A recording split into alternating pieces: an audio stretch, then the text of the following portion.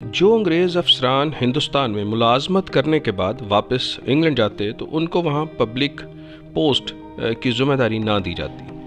دلیل یہ تھی کہ تم ایک غلام ملک پر حکومت کر کے واپس آئے ہو، جیسے تمہارے اطوار اور رویے میں تبدیلی آ گئی ہے۔ یہاں اگر اس طرح کی کوئی ذمہ داری تمہیں دی جائے گی تو تم آزاد انگریز قوم کو بھی اسی طرح ڈیل کرو گے۔ اس مختصر تعارف کے ساتھ ایک واقعہ پیش خدمت ہے۔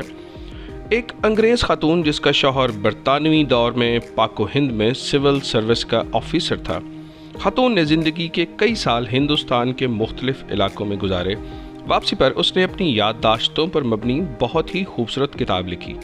خاتون نے لکھا، میرا شوہر جب ایک ضلع کا ڈپٹی کمشنر تھا، اس وقت میرا بیٹا تقریباً 4 سال کا اور بیٹی 1 سال کی تھی۔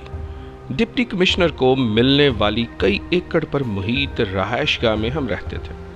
ڈی سی صاحب کے گھر اور خاندان کی خدمت گزاری کے لیے 100 کے قریب افراد مامور تھے۔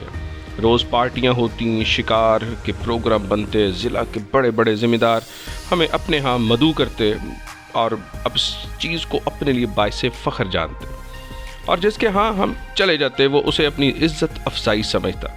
ہمارے ٹھاٹھ ایسے تھے کہ برطانیہ میں ملکہ اور شاہی خاندان کو بھی مشکل سے ہی میسر تھے۔ ٹرین کے سفر کے دوران نوابی ٹھاٹھ سے آراستہ ایک عالی شان ڈبہ ڈپٹی کمشنر کی فیملی کے لیے مخصوص ہوتا تھا۔ جب ہم ٹرین میں سوار ہوتے تو سفید لباس میں ملبوس ڈرائیور ہمارے سامنے دونوں ہاتھ باندھ کر کھڑا ہو جاتا اور سفر کے آغاز کی اجازت طلب کرتا۔ اجازت ملنے پر ہی ٹرین چلنا شروع ہوتی۔ ایک بار ایسا ہوا، ہم سفر کے لیے ٹرین میں بیٹھے تھے کہ روایت کے مطابق ڈرائیور نے حاضر ہو کر اجازت طلب کی۔ اس سے پہلے کہ میں بولتی، میرا بیٹا بولا، جس کا موڈ کسی وجہ سے کچھ خراب تھا۔ اس نے ڈرائیور سے کہا کہ ٹرین نہیں چلانی۔ ڈرائیور نے حکم بجا لاتے ہوئے کہا، جو حکم چھوٹے صاحب۔ کچھ دیر بعد صورتحال یہ تھی کہ اسٹیشن ماسٹر سمیت پورا عملہ جمع ہو کر میرے 4 سالہ بیٹے سے درخواست کر رہا تھا، لیکن بیٹا ٹرین چلانے کی اجازت دینے کو تیار ہی نہیں ہوا۔ بالآخر بڑی مشکل سے میں نے کئی چاکلیٹس دینے کے وعدے پر بیٹے سے ٹرین چلوانے کی اجازت دلائی تو سفر کا آغاز ہوا۔ چند ماہ بعد میں دوستوں اور رشتہ داروں سے ملنے واپس برطانیہ آئی۔ ہم بذریعہ بحری جہاز لندن پہنچے۔ ہماری منزل ویلز کی کاؤنٹی تھی، جس کے لیے ہم نے ٹرین کا سفر کرنا تھا۔ بیٹی اور بیٹے کو اسٹیشن کے ایک بینچ پر بٹھا کر میں ٹکٹ لینے چلی گئی۔ قطار طویل ہونے کی وجہ سے خاصی دیر ہو گئی، جس پر بیٹے کا موڈ بہت خراب ہو گیا۔ جب ہم ٹرین میں بیٹھے تو عالی شان کمپاؤنڈ کی بجائے فرسٹ کلاس کی سیٹس دیکھ کر بیٹا ایک بار پھر ناراضگی کا اظہار کرنے لگا۔ وقت پر ٹرین نے وسل دے کر سفر شروع کیا تو بیٹے نے باقاعدہ چیخنا شروع کر دیا اور زور سے اسے کہہ رہا تھا، یہ کیسا الو کا پٹھا ڈرائیور ہے، ہم سے اجازت لیے بغیر اس نے ٹرین چلانا شروع کر دی۔ میں پاپا سے کہہ کر اسے جوتے لگواؤں گا۔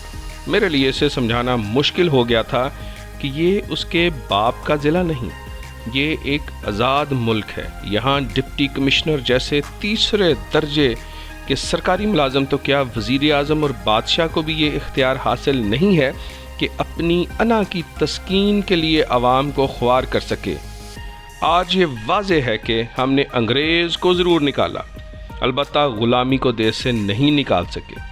یہاں آج بھی کئی ڈپٹی کمشنر، ایس پیز، وزراء، مشیر، سیاستدان، جرنیل صرف اپنی انا کی تسکین کے لیے عوام کو گھنٹوں سڑکوں پر ذلیل و خوار کرتے ہیں۔ اس غلامی سے نجات کی واحد صورت یہی ہے کہ ہر طرح کے تعصبات اور عقیدتوں کو بالائے طاق رکھ کر ہم ہر پروٹوکول لینے کی مخالفت کریں۔